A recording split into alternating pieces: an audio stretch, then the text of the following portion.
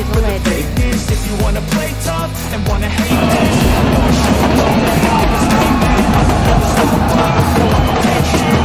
Got no love for the fakeness. If you wanna play tough and wanna hate this, I'll always show up and make a statement. Everything I do so instinctive and so passionate. Every word I move so descriptive like an adjective. I got a vendetta against people who patented being.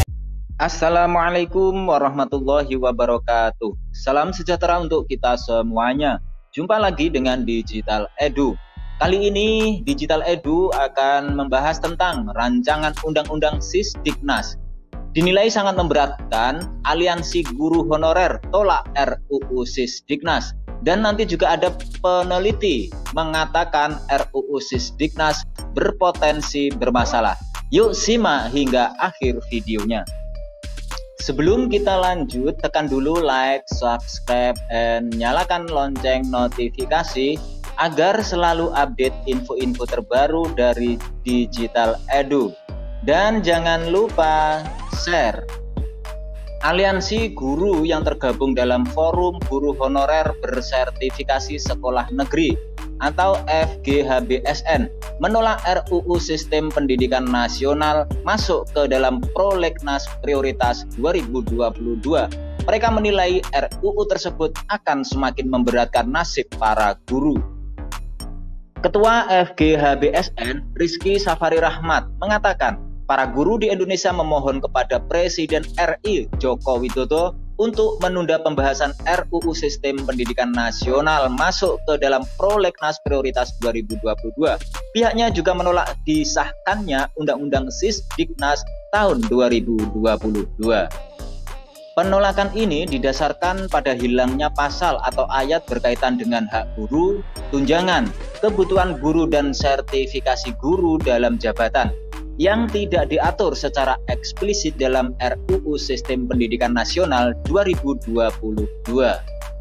Aturan tersebut dinilai akan semakin memberatkan para guru di Indonesia. Salah satunya adalah kebijakan sertifikasi yang bakal dihapuskan. Aturan tersebut juga dinilai akan membawa para guru semakin tertekan secara ekonomi. Oleh sebab itu, kami dengan sangat memohon kepada Bapak Joko Widodo selaku Presiden RI untuk menunda pembahasan RUU Sisdiknas tersebut. Sementara itu, dalam siaran persnya, Kemendikbudristek mengaku memperjuangkan kesejahteraan para pendidik di Indonesia melalui RUU Sisdiknas, di mana pihaknya akan mendorong diberikannya penghasilan layak bagi semua guru. Direktur Jenderal Guru dan Tenaga Kependidikan, Iwan Syahril, mengatakan RUU Sisdiknas merupakan upaya agar semua guru mendapat penghasilan yang layak sebagai wujud keberpihakan kepada guru. RUU ini mengatur bahwa guru yang sudah mendapat tunjangan profesi, baik guru ASN maupun non-ASN, akan tetap mendapat tunjangan sampai pensiun, sepanjang masih memenuhi persyaratan sesuai dengan ketentuan peraturan perundang-undangan. RUU itu juga mengatur bahwa guru yang sudah mengajar namun belum memiliki sertifikat pendidik akan segera mendapatkan penghasilan yang layak tanpa perlu nunggu antrian sertifikasi. Dan guru ASN yang sudah mengajar namun belum memiliki sertifikat pendidik akan mendapatkan penghasilan yang layak sesuai Undang-Undang ASN, kata Iwan.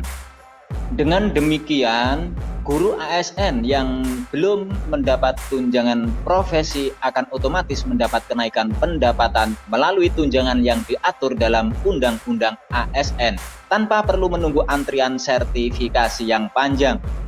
Sedangkan untuk guru non-ASN yang sudah mengajar namun belum memiliki sertifikat pendidik, maka pemerintah akan meningkatkan bantuan operasional satuan pendidikan untuk membantu yayasan penyelenggara pendidikan memberikan penghasilan yang lebih tinggi bagi gurunya sesuai Undang-Undang Ketenagakerjaan.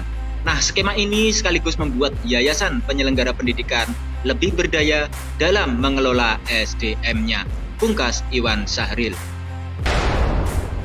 Di sisi lain, RUU Sisdiknas sering dalam situasi pro dan kontra di kalangan pendidikan. Tak jarang RUU Sisdiknas tersebut juga mendapatkan kritikan berbagai pihak, tak terkecuali dari kalangan peneliti yang mengatakan RUU Sisdiknas tersebut berpotensi bermasalah. Dorongan untuk menunda RUU Sisdiknas tersebut terus berlanjut. Kali ini dorongan untuk menunda datang dari Bambang Parma Setiawan selaku Ketua Lembaga Kajian Kebijakan Pendidikan NU Circle yang juga peneliti bidang pendidikan Yayasan Suluh Nuswantara Bakti atau YSNB. Bambang berpendapat bahwa RUU Sisdiknas harus ditunda untuk dibawa pada program legislasi nasional atau Prolegnas 2022.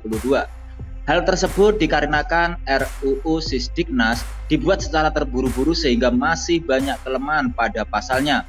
Walaupun RUU Sisdiknas tersebut terdapat terobosan baru karena memperhatikan kesejahteraan buruh, tetapi dalam hal keseluruhan, hal tersebut dapat menyebabkan masalah. Bambang juga berpendapat bahwa untuk lebih baiknya RUU Sisdiknas tersebut dibahas kembali dengan melibatkan seluruh pemangku kepentingan pendidikan. Hal tersebut harus dilakukan sejak awal dan bukan menjadi syarat formalitas untuk administrasi saja. Semua pemangku kepentingan pendidikan seperti praktisi, pemerhati, pakar, tidaklah anti terhadap perubahan. Bukti dari hal tersebut adalah ditulisnya naskah akademik Sistem Kebudayaan dan Pendidikan Nasional yang merupakan karya gabungan dari FKPPI.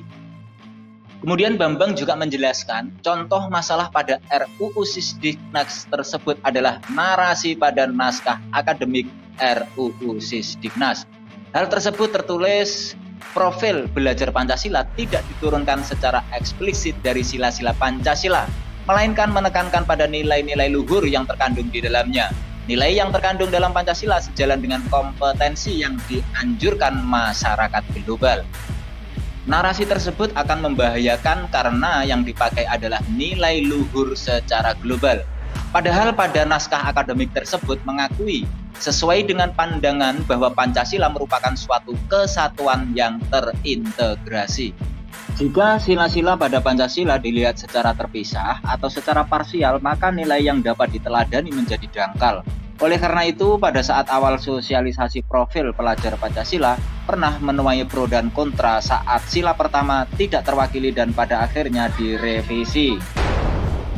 Kemudian di saat yang bersamaan, Susetia Herawati selaku Ketua Bidang Pendidikan dan Sosial Budaya PPFK PPI juga menambahkan bahwa dalam penyusunan RUU tersebut hendaknya menggunakan acuan kaidah-kaidah dalam penyusunan kebijakan publik. Penundaan revisi RUU Sisdiknas bukan berarti anti perubahan. Hal tersebut tetap setuju berubah tetapi dengan penuh pertimbangan dan juga kehati-hatian. Selain itu, sebaiknya RUU Sisdiknas juga lebih memperhatikan bagaimana biaya pendidikan untuk kuliah yang semakin mahal dapat dijangkau oleh semua lapisan masyarakat dengan kualitas pendidikan yang meningkat. Hal tersebut juga dikarenakan paradigma Pancasila secara sinergi yang menjadikan driving force terhadap kemajuan peradaban bangsa Indonesia. Hal tersebut harus tertera pada RUU Sisdiknas sehingga hal tersebut bukan hanya menjadi harapan dan juga impian, tapi merupakan wujud nyata dari keseharian bangsa Indonesia. Selain itu, undang-undang setidaknya dapat bertahan selama 20 hingga 25 tahun ke depan. Oleh karena itu, perlu diperhatikan beberapa konsep dari unsur suatu undang-undang tersebut untuk membangun sumber daya manusia yang unggul. Demikian kabar kali ini. Terima kasih Bapak Ibu sudah menonton Digital Edu. Jangan lupa subscribe, like, comment, and share. Serta nyalakan lonceng notifikasi agar selalu update info-info terbaru dari Digital Edu. Semoga kita diberi kemudahan dan kelancaran dalam segala urusan, diberi kesehatan, rezeki yang berkah dan panjang umur. Saya mewakili Digital Edu, mohon maaf bila ada kekurangan. Dan sekaligus saya mohon undur diri. Sampai jumpa pada video selanjutnya. Sekian, wassalamualaikum warahmatullahi wabarakatuh.